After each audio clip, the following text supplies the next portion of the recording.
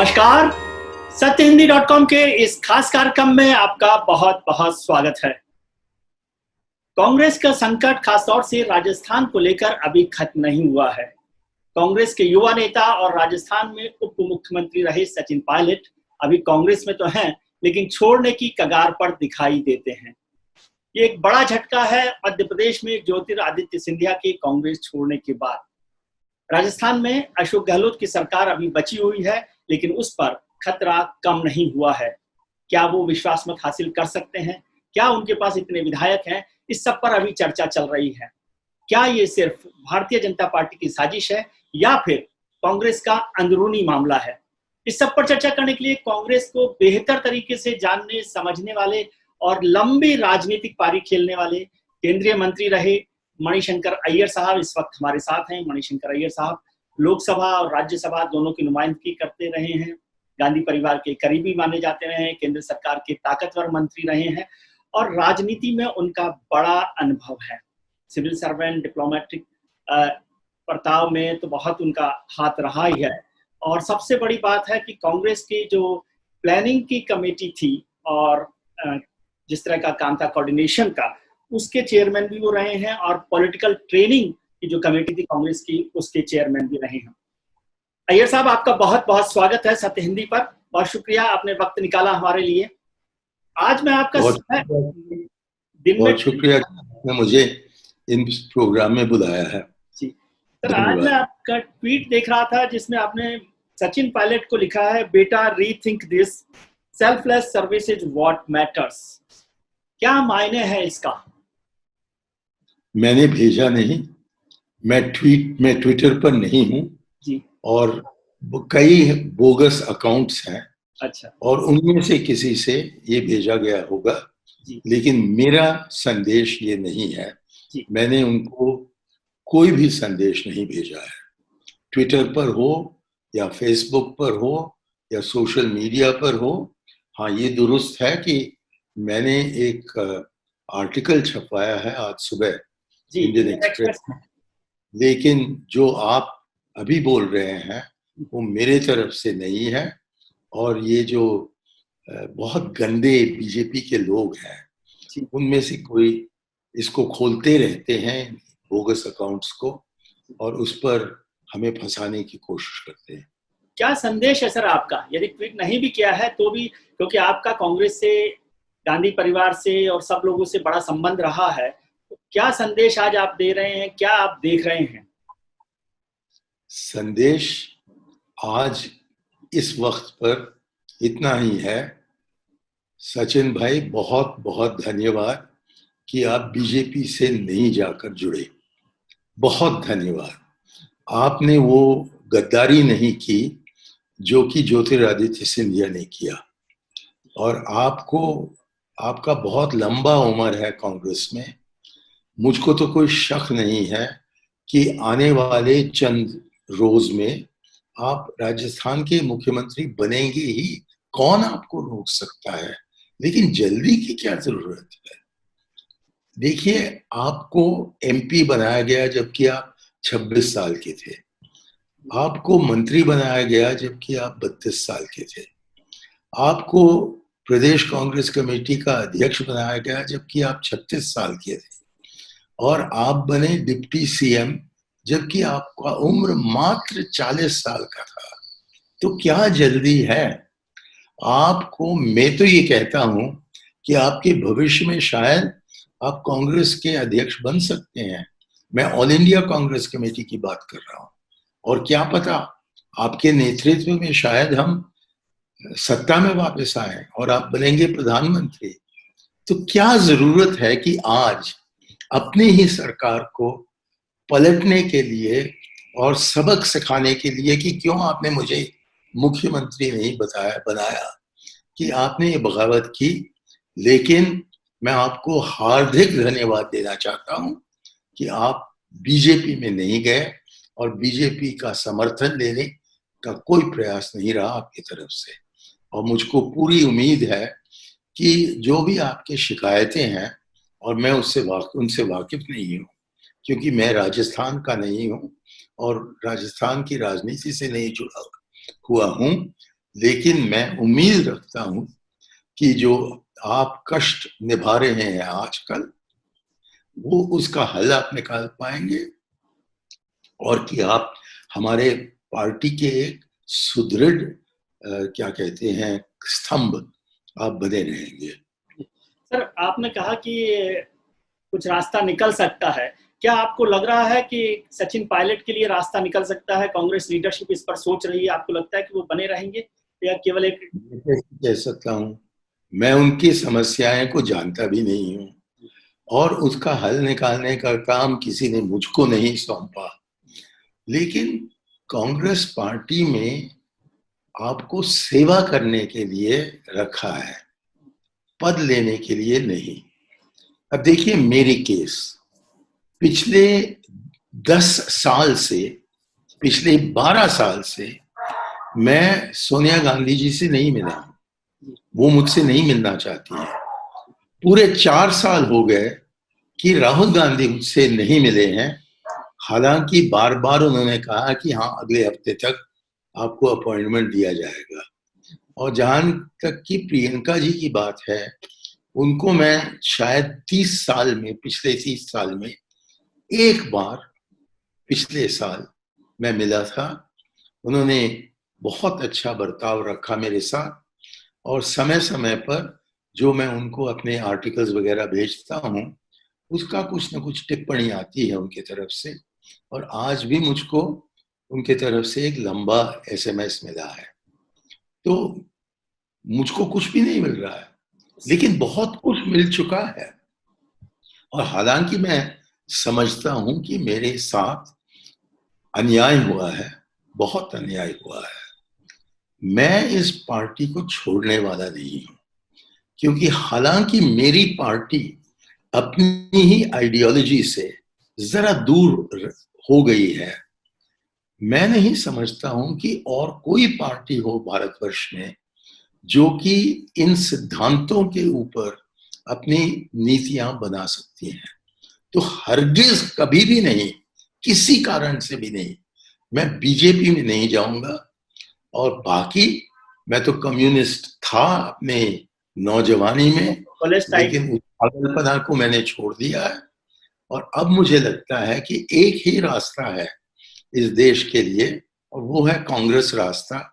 हालांकि जनता ने हमें अभी छोड़ रखा है, मैं उम्मीद रखता हूं कि एक दिन देश में बुद्धि बढ़ेगी और कि वो दोबारा कांग्रेस को सत्ता में ले आएंगे। सर, आपने एक बड़ी गंभीर बात कही है कि सोनिया गांधी जी से आप पिछले काफी अरसे से नहीं मिले हैं, राहुल गांधी जी से आप बहुत अरसे से नहीं मिले हैं। तो क्या आपको नहीं लगता कि यही एक बड़ी वजह है? आप नहीं मिले नहीं है, एक्चुअली सोनिया गांधी और राहुल गांधी ने आपसे मुलाकात नहीं की। क्या यही बड़ी वजह नहीं है कांग्रेस के सारे संकट की? यही शिकायत तो सचिन पायलट की है, यही शिकायत तो ज्योतिरादित्य सिंधिया की है, यही शिकायत और बहुत सारे कांग्रेस लीडर्स की है कि वो दिल्ली पहुंचते हैं तो राहुल गांधी और सोनिया गांधी उनसे नहीं मिलते हैं। मैं तो कोई शिकायत नहीं कर रहा हूं, मैं अपने दुख को व्यक्त कर रहा हूं। वो मिले या ना मिले, मैं कांग्रेस में हूं। वो मिलेंगे या नहीं मिलेंगे, मैं कांग्रेस में रहूंगा। संकट का और कारण आप ये नहीं वजह 2 साल मेरे पास रहे, मैं आज तकरीबन 80 साल का हो गया हूं, वो अपने पार्टी को ही मैं समर्पण करूंगा। उनको उनसे उनको फायदा मिले या नहीं, मुझे लगता है कि हमें क्या कहते हैं, पार्टी के जवान बनना चाहिए और पार्टी की शहादत के शहीद नहीं बनना है। हमें जीना है और हमें जो जहां भी हम हो और जो भी जिम्मेवारी हमें दिया जाए उसको हमें निभाना चाहिए। सर, मैं सब आपकी शिकायत नहीं कह रहा, मैं कह रहा हूं कि ये एक बड़ा संकट का कारण नहीं है पार्टी के मौजूदा संकट का, कि उनकी लीडरशिप जो है वो अपने जो जवान है, जिन्हें आप जवान रखना चाहते हैं और शहीद बनाना चाहते हैं या पार्टी के लिए काम करने देना, उनके लिए वक्त नहीं है। ज्योतिरादित्य सिंधिया जिस दिन छोड़ के गए थे उन्होंने भी यही शिकायत की थी। सचिन पायलट पिछले एक हफ्ते तक गुड़गांव में बैठे रहे, दिल्ली में बैठे रहे, पार्टी लीडरशिप ने उनसे बात नहीं की। मणिशंकर अय्यर जैसे लोगों से पार्टी के लीडर्स बात नहीं करते। ये संकट है सर, आप कुछ बोलिए, आप इतने अनुभवी आदमी हैं। देखिए, आप समझते कोऑर्डिनेशन हैं प्लानिंग कमेटी के चेयरमैन रहे हैं और आप कह रहे हैं कि कोऑर्डिनेशन नहीं है, तो क्या है? जमाने में जब हमारे नेत्रगण को लगा कि मुझसे मिलने में पार्टी को कुछ फायदा मिलता है, उस जमाने में मैं अक्सर मिलता था।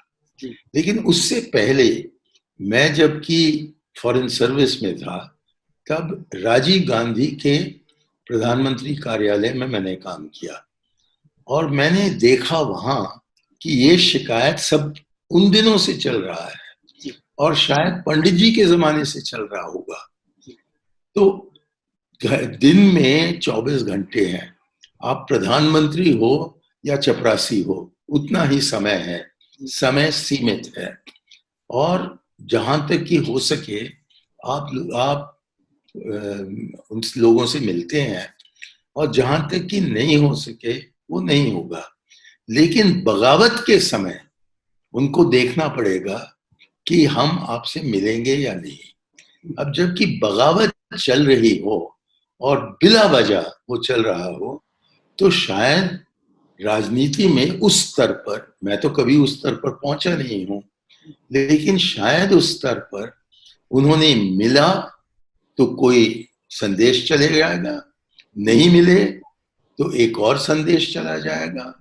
तो इसलिए उनको भी जरा ध्यान से देखना पड़ता है कि ऐन वक्त है क्या मिलने का, और जबकि जरूरत पड़ेगी, जबकि आवश्यकता रहती है, तब वो मिलेंगे। आपको लेकिन लगता है कि नहीं मिलना संदर्भ चाहिए सीधा था? सही होना चाहिए। आपको लगता है कि नहीं मिलना चाहिए था सचिन पायलट से और ज्योतिरादित्य सिंधिया से राहुल गांधी? देखिए, राहुल जी ने कुछ दिन पहले कहा कि सिवाय ज्योतिरादित्य के और कोई मेरे घर में बिना मुझे पूछे नहीं आ सकता है। इतने करीब थे। मैं भी लोकसभा में बैठा हूं जबकि मैं मंत्री था, और ये सारे लोग पीछे बैठे रहते थे, लेकिन कौन उनके उर्द गिर्द थे? राहुल गांधी के यही लोग। तो ये मिलते थे जमाने में, तो मिलने में कोई दिक्कत नहीं है। लेकिन जबकि संदर्भ बदल जाता है और बगावत का काम चल रहा है, तब बहुत मुश्किल हो जाता है नेताओं को उन्हें मिलने का, क्योंकि वो तो खुश हो जाते हैं कि मैं मिल चुका हूं, लेकिन दूसरे जो हैं, जो इनके मुकाबला, जो जिनका मुकाबला ये कर रहे हैं, उनके मन में क्या चढ़ेगा, ये सब आपको और मुझको सोचने की जरूरत नहीं है। लेकिन आप भी बन जाएं कांग्रेस के नेता, तो मुझे नहीं लगता है कि आप राहुल गांधी से ज्यादा लोगों से मिलेंगे। उनका कहना है मेरे सिलसिले में कि आपका उपयोग था एक जमाने में, लेकिन वो उपयोग अब कम हो गया है और हमें बहुत लोगों से मिलना है। आपसे हम तब मिलेंगे जबकि हमें लगे कि इसकी आवश्यकता हो। उस बीच में यदि आप नाराज होकर चले जाएं तो उसको सह लेंगे, और यदि आप बैठे रहते हैं आस लगाकर, तो तब हमारी प्रशंसा आपके साथ रहेगी। लेकिन हम मिलेंगे आपसे जबकि हमें वक्त मिले और संदर्भ ठीक हो, और आपसे बात करने से पार्टी को या हमें कुछ लाभ मिले। तो सर, हम आपके लिए इंतजार में नहीं है, शायद आप हमारे इंतजार में हो। 2014 से 2020 तक मैं रिकॉर्ड देख रहा था, उसमें कांग्रेस छोड़ने वालों में 26 पूर्व केंद्रीय मंत्री हैं जो केंद्र में मंत्री रहे हैं, 6 फॉर्मर चीफ मिनिस्टर्स हैं, 5 पीसीसी चीफ हैं। तो ये सब वो लोग हैं जो राहुल गांधी से नहीं मिल पाए। और आपकी बात मानूं तो इसका मतलब ये लोग कांग्रेस के लिए उपयोगी नहीं थे, शायद इसीलिए राहुल गांधी जी ने मुलाकात नहीं, शायद उनको पता था कि जिस संदर्भ में वो फोन कर रहे हैं उसमें उनसे मिलने से कोई फायदा किसी को नहीं पहुंचेगा और शायद कुछ हानि पहुंचेगी। आप तो आंकड़े निकाले हो, लेकिन किस परिस्थिति में वो मांग किए गए थे, इसका तो ज्ञान न तो आपके पास है न मेरे पास है। सर, आपने लिखा अपने आर्टिकल में कि 2 किंग लियर का एग्जाम्पल कोट करते हुए कि those he loves the most are first to betray. क्या मायने है इसका? आपने शेक्सपियर का किंग लियर पढ़ा है? जी। किंग लियर की 3 बेटियां थी और 2 ने उनको दिखाया कि हम पापा आपको बहुत चाहते हैं, लेकिन छोटी लड़की जो थी कॉर्डेलिया, वो ये व्यक्त नहीं कर पाई। तो किंग लियर ने सोचा कि मेरी 2 बड़ी बेटी जो हैं वो वाकई मुझे प्यार करती हैं, लेकिन ये तीसरी जो है ये कुछ अजीब गरीब तरीके से मेरे साथ बर्ताव रखती है। तो उन्होंने अपना सारा जो दौलत वगैरह था वो इन पहले 2 बेटियों में बांट दिया और रहा तीसरा। और जबकि उनको दौलत और सत्ता मिला हाथ में, तब ये 2 जो किंग लियर के बहुत करीब थे, या किंग लियर ने सोचा कि यही हैं जो मेरे करीब हैं, उन्होंने बगावत की, उन्होंने द्रोही, वो ही द्रोही बने। और कॉर्डेलिया जो छोटी लड़की थी वो अपने पापा के साथ रहे, कांग्रेस लेकिन किस रेफरेंस से आप कुछ नहीं रहा था क्योंकि वो उन्होंने सौंप डाला था। तो इस बैकग्राउंड में मैंने शुरू में कहा, ये जो आपने पढ़ा है उसके पहले मेरी पहली पंक्ति में मैंने कहा, there is something of King Lear about Rahul Gandhi. तो उस सेंटेंस को आप लीजिए और फिर दूसरी में आपने कहा है, किन लोगों के लिए आपने कहा है कांग्रेस में? यही लोग चर्चा में तो यही है ना, ज्योतिरादित्य और सचिन पायलट। मैं तो चर्चा में नहीं हूँ। इतने आप तीसरी बेटी हैं कांग्रेस की। हजारों शायद लाखों कांग्रेस के कार्यकर्ता वो तो सत्ता में नहीं है, वो उनको कुछ मिल नहीं रहा है, कुछ मांग भी नहीं रहे हैं, लेकिन यदि राहुल ने उनको मौका दिया मिलने का तो वो भी सेल्फी लेना चाहेंगे। तो सेल्फी लेने वाले भी हैं और मेरे जैसे हैं जो कि भूत के बारे में सोचते हैं और उम्मीद रखते हैं कि शायद हम लाभदायक हो जाएंगे एक दिन इस पार्टी के लिए, इस नेतृत्व के लिए। लेकिन तब तक मेरे पीछे आप देखिए, फोटो बहुत से पड़े हैं, उनमें से बहुत अन्य हैं जो कि राहुल गांधी के साथ हैं, जो कि राजीव गांधी के साथ हैं। तो हम अपने यादकश में रह जाते हैं, फंसे रहते हैं। लेकिन मैं कोई शिकायत नहीं कर रहा हूं।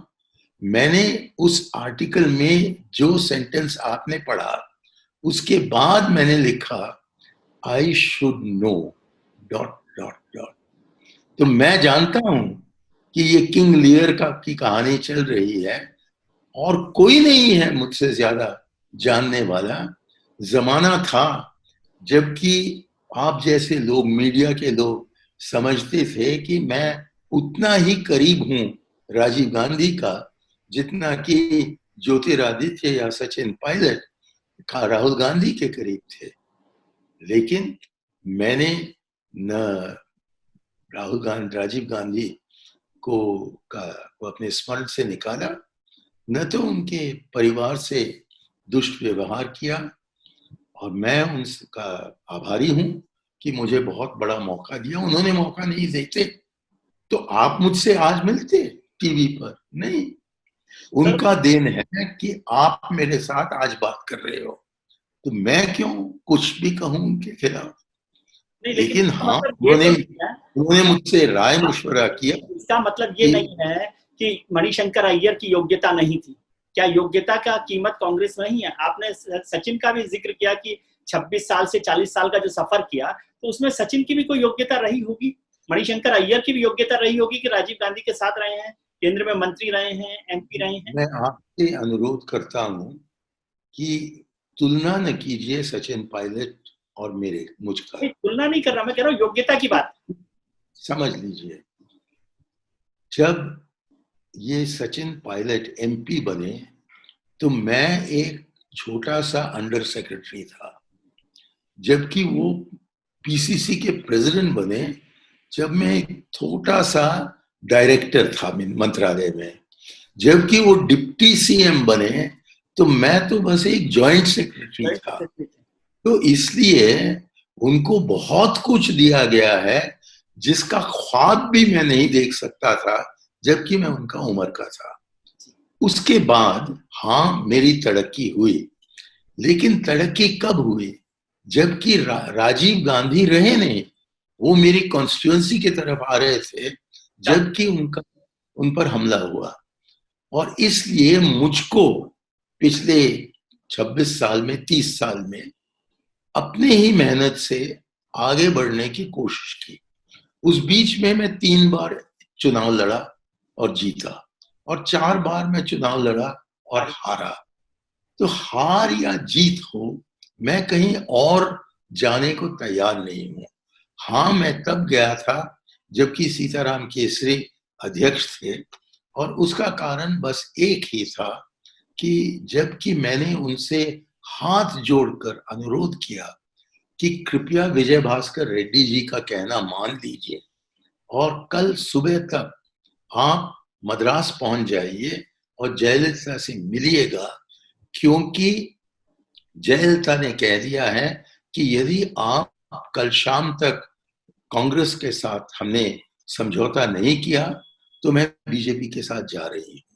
और केसरी साहब ने मुझसे कहा कि दक्षिण भारत में इन किस किस्म के समझौता करने से क्या फायदा, हमें तो पहले देखना है उत्तर भारत में। और राजीव के साथ मैंने कभी भी इस प्रकार का मतभेद दक्षिण और भारत और उत्तर भारत में या जात के आधार पर या धर्म के आधार पर मैंने नहीं देखा था। तो इसलिए मैं गया, लेकिन 3 हफ्ते के लिए, 3 हफ्ते के अंदर मैं ममता को छोड़ा, क्योंकि मुझे लगा कि ममता समझौता कर रही है बीजेपी के साथ। और फिर मैं वापस आया क्योंकि सोनिया गांधी हमारी अध्यक्ष बन गई थी। तो मैं नहीं समझता हूं कि मतभेद रखना कोई गलत बात है। हाँ, कांग्रेस तब तक जीवित रहेगा जब तक कि अलग अलग सोच के लिए पार्टी के अंदर जगह हो। अब आप देखिए, मैं भी पिछले 4 साल से या उससे भी ज्यादा पिछले 30 साल से मैं लिखते आ रहा हूं, बिल्कुल सार्वजनिक रूप में। आप क्या समझते हैं कि किसी को मैं दिखाता हूं या उनसे पूछता हूं कि क्या मैं लिखूं? बिल्कुल अलग अलग विचारों के लिए जगह है कांग्रेस में, है, बहुत जगह है, विचार के लिए है, लेकिन वार्तालाप के लिए नहीं है।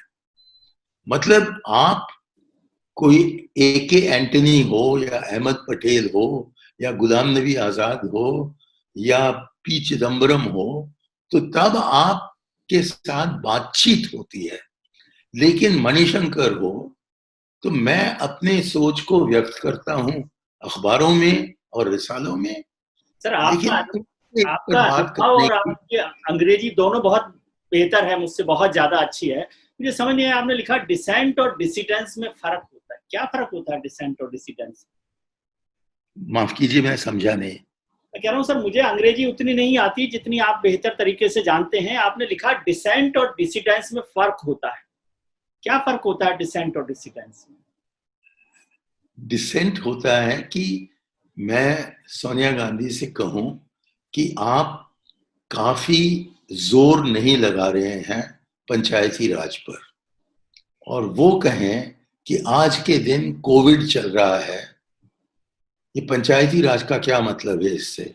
और मैं उनसे कहूं कि यदि आप पंचायतों को और भी क्या कहते हैं मजबूत न करें तो इससे इस रोग से लड़ना निचले स्तर पर बहुत मुश्किल हो जाएगा। और वो हाँ कहें या ना कहें, इसको हम वार्तालाप कहते हैं। और जबकि वो सहमत नहीं है, उसको हम डिसेंट कहते हैं। लेकिन मैं छोड़कर चला जाऊं, वो अलग बात है। तो ये इन दोनों में नाजुक एक फर्क है, लेकिन वो फर्क बहुत ही अहम है। मतलब डिसेंट डिसिडेंस में यदि मेरी हिंदी आप जैसे अच्छी होती तो शायद मैं इसका तर्जुमा करता अनुवाद कर, मैं ये जानना लेकिन चाहूंगा, मैं ये अनुवाद डिसेंट आप पर डिसेंट जो है डिसिडेंस में बदलता है, आप ये कह रहे हैं? मेरा ये कहना है कि उनको मुझ पर विश्वास हो कि मैं कांग्रेस से कोई क्या कहते हैं गद्दारी करने वाला नहीं हूं, तब वो मेरी बात सुन सकते हैं, उससे सहमत हो सकते हैं या असहमत हो सकते हैं, लेकिन मुझको पार्टी से निकालना वो काम उनको नहीं करना चाहिए, या ये सोचना कि मैं पार्टी द्रोही हूं, ये भी नहीं करना चाहिए। अब देखिए, मुझको सस्पेंड किया गया, क्यों क्यों सस्पेंड किया गया? मैंने कहा कि, और इस पर ज्यादा बात न करें, मैंने जो कहा उसको मरोड़कर मोदी ने मुझको जातिवाद बताया। अब दुनिया जानती है कि मेरे जैसे व्यक्ति कभी भी जातिवाद नहीं हो सकता है, कभी भी धर्मवाद नहीं हो सकता है। कांग्रेस अध्यक्ष ने नहीं समझा ना इस बात को? नहीं, किसी ने मुझसे पूछा भी नहीं, मुझको बस सस्पेंड कर दिया और फिर सस्पेंशन को हटाया, लेकिन सस्पेंशन को हटाने के बाद उनसे इस पर चर्चा करने का मौका मुझे नहीं दिया गया है पिछले 4 साल से। तो इस पर मैं अपना जो दुख है उसको मैं आपके सामने व्यक्त कर रहा हूं, क्योंकि उनके सामने व्यक्त करने का मौका नहीं। कह सकते हैं कुछ लोग ये, लेकिन मैं कोई द्रोह नहीं करने वाला। नहीं, कुछ लोग ये कहते हैं सर कि मणिशंकर अय्यर ने द्रोह नहीं किया, और जो लोग हैं पार्टी में बहुत सारे सीनियर लोग जो पार्टी छोड़कर नहीं गए, वो इसकी वजह यह क्योंकि उनके पास स्पेस ही नहीं है। सचिन पायलट के पास, ज्योतिरादित्य सिंधिया के पास स्पेस है, उनकी ताकत है कि वो जाकर कोई उनके लिए मार्केट है। उनको इतना स्पेस दिया गया है कि मैं दोहराना नहीं चाहता हूं कि कौन से बाहर उनके लिए स्पेस है, इसलिए वो जा सकते हैं। देखिए, जबकि उनके पास सही आंकड़े नहीं हैं, ये राजनीति का खेल आंकड़ों का खेल है। क्या मोदी मुझसे ज्यादा बुद्धिशाली है, ज्यादा पढ़ा हुआ है? बिल्कुल नहीं, लेकिन आंकड़े उनके पास हैं, मेरे पास नहीं है। इसलिए जो भी मेरी बुद्धि हो या जो भी मेरी पढ़ाई हो या जितना भी अच्छा मैं अंग्रेजी जानता हूं, मैं उनके जगह नहीं आ सकता हूं, कतई नहीं। और इसलिए मेरा ये कहना है कि सचिन भाई को जो आंकड़े चाहिए थे वो उनको मिलते तो कोई भी उनको नहीं रोक सकता था, जबकि गहलोत साहब को मिल गया है और दिखा दिया है कि मेरे पास इतना समर्थन है, तो क्या उसको पार करके राहुल गांधी अपने दोस्त को, अपने यार को, अपने लंगोटिया को मुख्यमंत्री बनाते? कितने दिन टिकता? कुछ भी नहीं, खत्म हो जाता कोई हफ्ते 2 हफ्ते में। और यही बात थी वहां मध्य प्रदेश में कि कमलनाथ तो चुनकर आ गए और ज्योतिरादित्य सिंधिया अपने ही गढ़ को खो डाले, और उनके पास वो आंकड़े नहीं थे। इसलिए आंकड़ों को बनाने के लिए उन्होंने अपने सारे सिद्धांतों को छोड़ दिया। सचिन पायलट ने कहा कि कांग्रेस में अशोक गहलोत जब मुख्यमंत्री थे तो कांग्रेस 21 पर पहुंच गई, उसके बाद 5 साल 6 साल उन्होंने काम किया, तब वो 100 पार किया है, सरकार उनकी मेहनत से बनी है। आप आंकड़े की कह रहे हैं? आप कह रहे हैं कि बनी, सचिन पायलट कह रहे हैं ये बात। ये बताइए कि लोकसभा चुनाव में क्या हुआ? लोकसभा चुनाव में मोदी के हाथ हमें हार अपनाना पड़ा, बहुत बुरी हार। तो यदि आप कहें कि गहलोत ने कुछ भी योगदान नहीं दी राजस्थान में, इस पार्टी को बनाने में गहलोत साहब का जो योगदान है वो तब तक पहुंचता है जबकि मैं उनसे पहले मिला जबकि मैं जॉइंट सेक्रेटरी एक्सटर्नल पब्लिसिटी था, और एक दावत में वो मेरे बगल में बैठे थे। वो थे डिप्टी मिनिस्टर टूरिज्म के, इंदिरा गांधी सरकार। डिप्टी मिनिस्टर टूरिज्म बनने के लिए उन्होंने उससे पहले कोई 10 साल का काम किया होगा, तो उनका योगदान तो दशकों से है। तो इसका उपेक्षा करना बिल्कुल गलत बात है। ठीक है कांग्रेस मैं जानता हूं, मैं मानता हूं, दुनिया मानती है, कोई सोनिया गांधी मानती है, राहुल गांधी मानते हैं कि पायलट ने बहुत काम किया पीसीसी प्रेसिडेंट बनने पर। लेकिन इसका मतलब नहीं है कि गहलोत कुछ नहीं कर रहे थे। गहलोत तो उस समय दिल्ली में एक इतने अहम जनरल सेक्रेटरी थे कि वो गए थे गुजरात। और मैं आपको एक रहस्य बताना चाहता हूं और इसका इस्तेमाल आप करें कि मुझको पार्टी से निकालने का काम सबसे बड़ा कारण अशोक गहलोत ही रहे, क्योंकि वो गुजरात कैंपेन के इंचार्ज थे और उन्हीं के कहने पर ये लाइंसाफी मेरे साथ हुई कि मुझे पार्टी से निकाला, क्योंकि मोदी ने मेरे शब्दों का तोड़ मरोड़ किया था।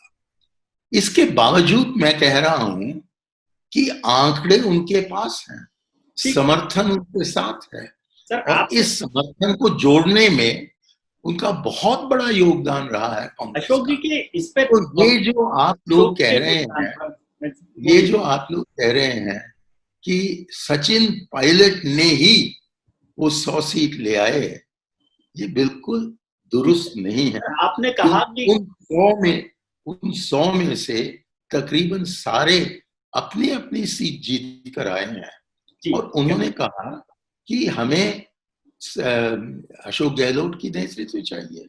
आपने कहा सर कि क्या अन्याय है कि उनको मिला। सचिन पायलट को इंतजार करना चाहिए, वो कांग्रेस के अध्यक्ष भी हो सकते हैं, राष्ट्रीय अध्यक्ष। आप तो इतने साल से इस पार्टी में हैं, कोई गांधी परिवार से अलग कांग्रेस का अध्यक्ष हो सकता है अभी? आप तो हारे हुए लीडर को अध्यक्ष दोबारा बनाने में लगे हुए हैं। मैं ये बताऊं कि मैंने कहीं अध्यक्ष के पोस्ट के लिए खड़ा हुआ तो मेरा अपना वोट भी मुझको नहीं मिलता।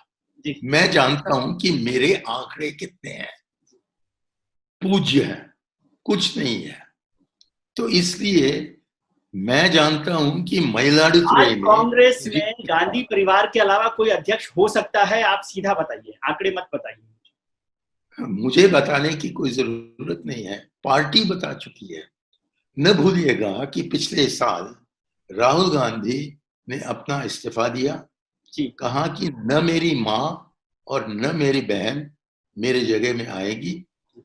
खुले आम उन्होंने निमंत्रण दिया सारे कांग्रेस के नेतागण को, सचिन पायलट सहित, कि आप आकर खड़े हो जाइए और आपको समर्थन मिले तो मैं बहुत खुश हूं कि मैं अलग हो जाऊंगा और आप पार्टी संभालिए। किसी की हिम्मत बनी क्या?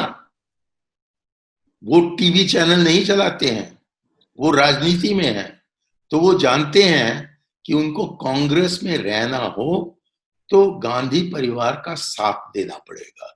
वो जानते हैं, मैं जानता हूं। इंपॉर्टेंट बात है ना कि कांग्रेस में रहना हो तो गांधी परिवार का साथ देना है, तो आप कांग्रेस में नहीं। ये आप बात महत्वपूर्ण कह रहे हैं ना कि कांग्रेस में रहना है तो गांधी परिवार का साथ देना पड़ेगा। नहीं, साथ देने की जरूरत नहीं है। उनके खिलाफ जी का क्या हुआ था आपको पता है? उनकी मुखालिफत करना हो तो 5 साल में एक मौका आता है कि आप चुनाव में खड़े हो सकते हो।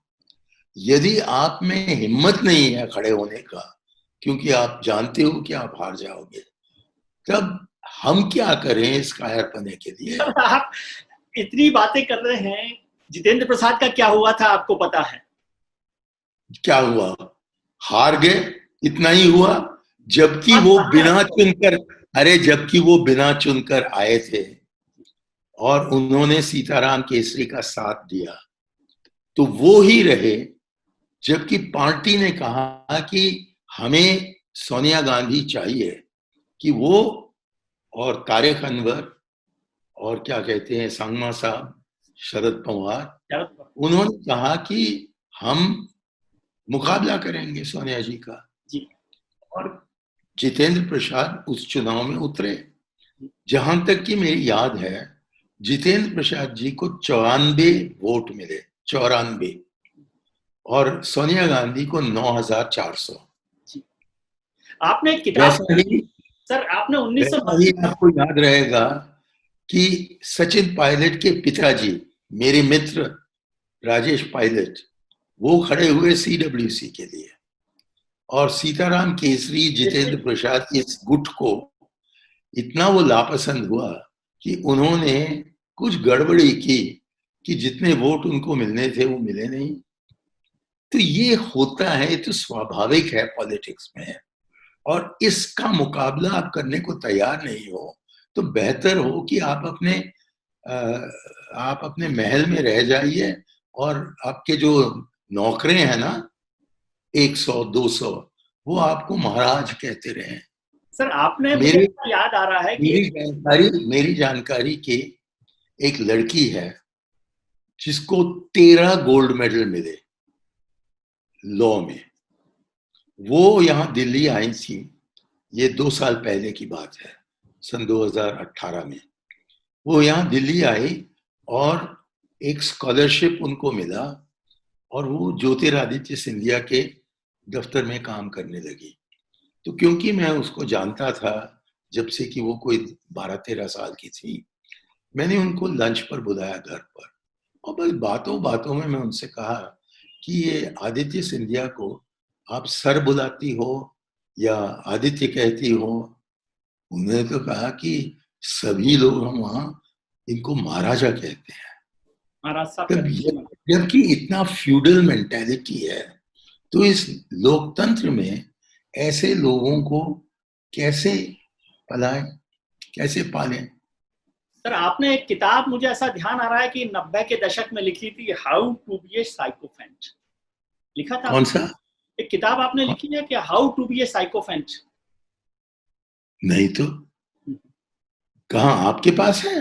नहीं, मेरे को किसी ने चर्चा आपके नाम से लिखी हुई थी कि इस तरह से आपने लिखा है, लेकिन मैं चाहता हूँ कि शब्द का इस्तेमाल नहीं होना चाहिए, लेकिन ये जो उन्होंने आपको बताया है ये बिल्कुल बिल्कुल गलत। गूगल पर आपकी चर्चा में लिखा हुआ है। लेकिन मैं जो महत्वपूर्ण सवाल पूछा था कि आपने लिखा आज के आर्टिकल में कि Congress needs a hands on leader who enjoys the confidence of party, इसका क्या मायने? 2 चीज मैंने बताया है कि एक, उनको उन पर पार्टी का विश्वास हो, नहीं तो वो लंबे दिन नहीं टिक सकते हैं, और दूसरा कि उनको लगा रहना होगा 16 से 18 घंटे तक प्रतिदिन, और ये भी हर दिन 100 बार सुनना पड़ेगा कि हमें भी कहीं एडजस्ट कीजिए।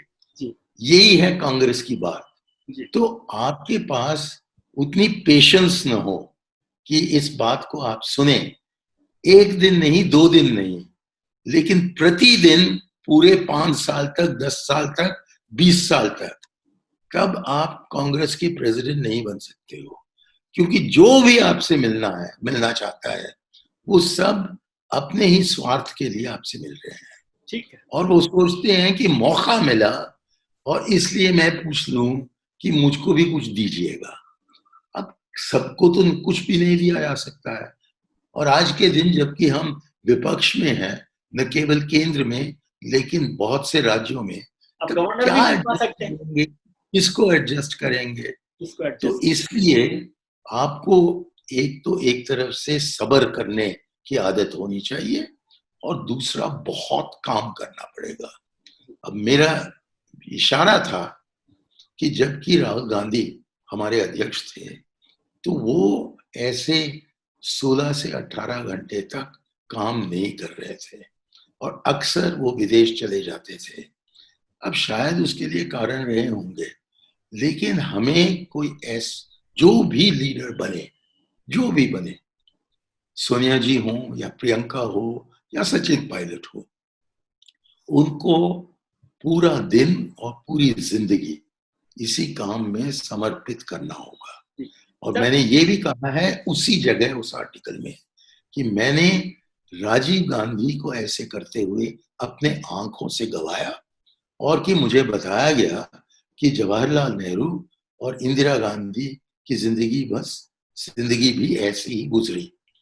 एक सेशन हुआ करते थे नेहरू के पीए, उनका काम करने का समय था रात के 11 बजे से लेकर रात के, या जो हम अंग्रेजी में कहते हैं सुबह के 1-2 बजे तक पंडित जी डिक्टेट करते रहते थे और फिर वो जाकर इसको टाइप करके सुबह तक उनको सिग्नेचर के लिए लाते थे। आपने सर तो बहुत ये अच्छी बात की। उनकी जिंदगी। तो जो भी नेता बनना चाहे, वो इस परिवार के हो या बाहर का हो, उसको तैयार होना चाहिए कि हम 16 से 18 घंटे तक परिवार में अब किसी दो काम लोगों के को तो, सर इस परिवार में दो लोगों का तो हमने बहुत से कांग्रेस चीफ मिनिस्टर्स को देखा है और वो सब ऐसा ही काम करते सर थे। अभी दूसरे परिवार की बात तो छोड़िए, अभी इस परिवार में राहुल गांधी जी और सोनिया गांधी जी को आपने देख लिया है, अब प्रियंका गांधी जी बची हैं। क्या आपको लगता है कि राहुल गांधी की बजाय प्रियंका गांधी जी को संभालना चाहिए कमान? अब ये मैं नहीं कह रहा हूं, क्योंकि मैं नहीं तय करूंगा, वो तय करेंगे कि वो अपनी उम्मीदवार, अपनी कैंडिडेचर उसको सामने रखना चाहेंगे या नहीं, और फिर पार्टी तय करेगा कि उनको समर्थन पार्टी मिलेगा ने तो या तय नहीं। किया ना कि और गांधी परिवार मेरा से ही ये बनना है। कहना है, मैंने इसी आर्टिकल में लिखा कि इन तीनों में से जो भी आए, मैं समझता हूं कि वो ही इस पद को संभाल सकते हैं कांग्रेस के रीत रिवाज के अनुसार। मैंने शब्द इस्तेमाल किया था कि ये परिवार हमारी पार्टी के डीएनए में है और डीएनए से आप हट नहीं सकते हो। मतलब बिना गांधी परिवार के नहीं जी सकते। आखिरी सवाल पूछ रहा हूं, क्योंकि मैं इसी पॉइंट पर और कुछ थोड़ा सा साइंस वाला स्टूडेंट हूँ, जरा आपको माफ कीजिए, मैं आपको एक और चीज इसी सिलसिले में बताना चाहता हूँ। ये जो मोदी जी और बीजेपी ने कहा है कि कांग्रेस मुक्त भारत हमें चाहिए, एक ही रास्ता है भारत को कांग्रेस मुक्त बनाने का, और वो है कि आप कांग्रेस को गांधी मुक्त बना दीजिए। वहीं के वहीं पायलट अपनी पार्टी बनाएगा, गहलोत अपनी पार्टी बनाएगा, कमलनाथ अपनी पार्टी बनाएगा, शायद दिग्विजय के साथ शायद पार्टी बिखर जाएगी। तो पार्टी को बचाने के लिए उसको बिखर डालना ये तो सही रास्ता नहीं है। तो मेरा ये कहना है कि कांग्रेस के नेता जो भी बने, जो उनके खास लोग हैं, उनके साथ नीतियां बनानी है और उन नीतियों को अमल में लाना है। ठीक है, ये तय हो गया कि गांधी परिवार ही चला सकता है कांग्रेस को।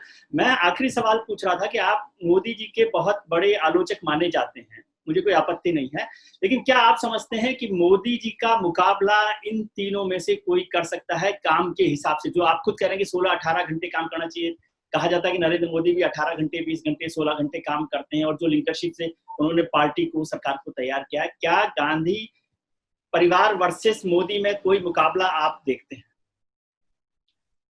आज की परिस्थिति में और शायद कुछ सालों तक बहुत जरूरी है कि कांग्रेस दूसरे पार्टियों से गठबंधन बनाए। ये गठबंधन अलग अलग पार्टियों से होगा हर राज्य में, लेकिन कांग्रेस हर गठबंधन में होगा।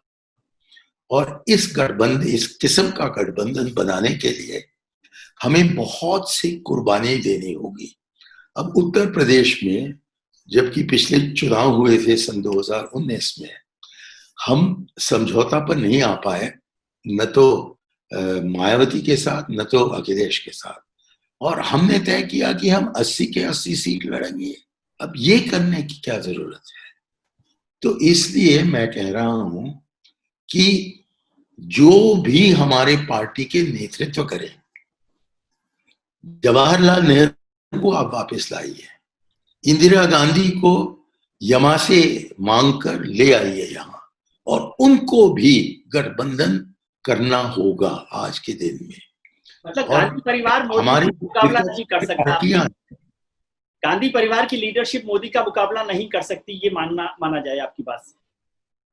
नहीं, एक कोई भी पार्टी हो विपक्ष का या कोई भी परिवार हो विपक्ष का, वो इकलौता इसको क्या कहते हैं, जगरनॉट कहते हैं अंग्रेजी में जी। इस रथ का मुकाबला नहीं कर सकता, क्योंकि इन्होंने हिंदुओं का जो भावना है उसको भटकाकर, मुसलमानों को कम दिखाकर, देश की एकता को तोड़कर मेरे पास वक्त नहीं है। उन्होंने एक बहुत बड़ा हिस्सा इस देश का, उसके वोट संभाल लिए हैं। लेकिन आज तक उनके साथ जो हिंदू हैं वो एक अक़लियत बनता है, वो बहुमत नहीं है हिंदुओं में। और वैसा ही अक़लियत जो है ये ज्यादातर विपक्ष के साथ है। तो आज से लेकर मैंने कहीं और दूसरे जगह में लिखा है कि केरल का जो मॉडल है कि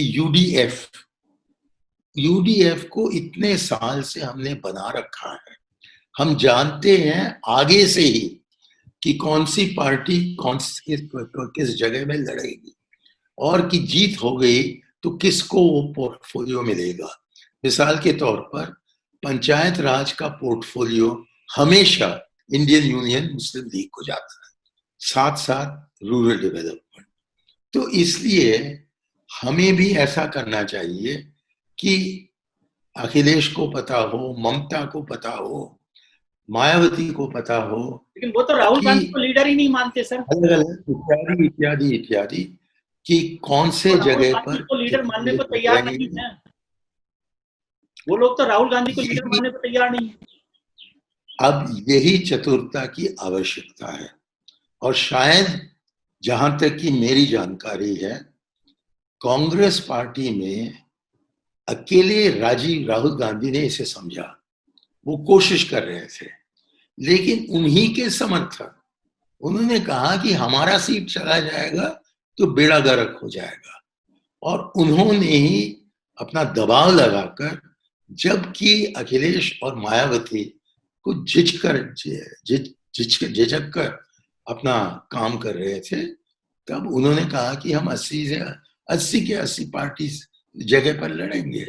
और आप जानते हैं कि हर कैंडिडेट को कुछ पैसे दिए जाते हैं, तो बहुत ने कहा कि हम हारे या जीते, कम से कम कुछ 1000 रुपए, कुछ लाख रुपए मेरे हाथ में आएंगे।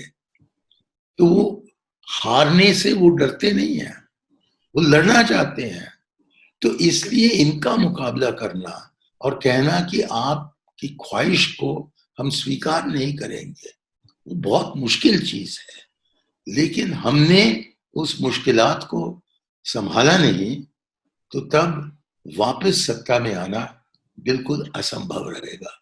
चलिए सर, बहुत बहुत धन्यवाद आपका, मेरा ज्ञानवर्धन करने के लिए बहुत शुक्रिया। बहुत अच्छा लगा आपके साथ बात करने का। अपना ध्यान रखिए और उनका ध्यान रखिए जो आप सबका ध्यान, आपका ध्यान रखते हैं। खुश रहिए और खुश रखिए। बहुत बहुत शुक्रिया सर। बहुत बहुत धन्यवाद, और आपको भी यही शुभकामनाएं। Thank you sir. सत्य हिंदी के और वीडियोस को देखने के लिए हमारे YouTube चैनल को सब्सक्राइब करें और सीधे नोटिफिकेशन पाने के लिए बेल आइकन दबाएं।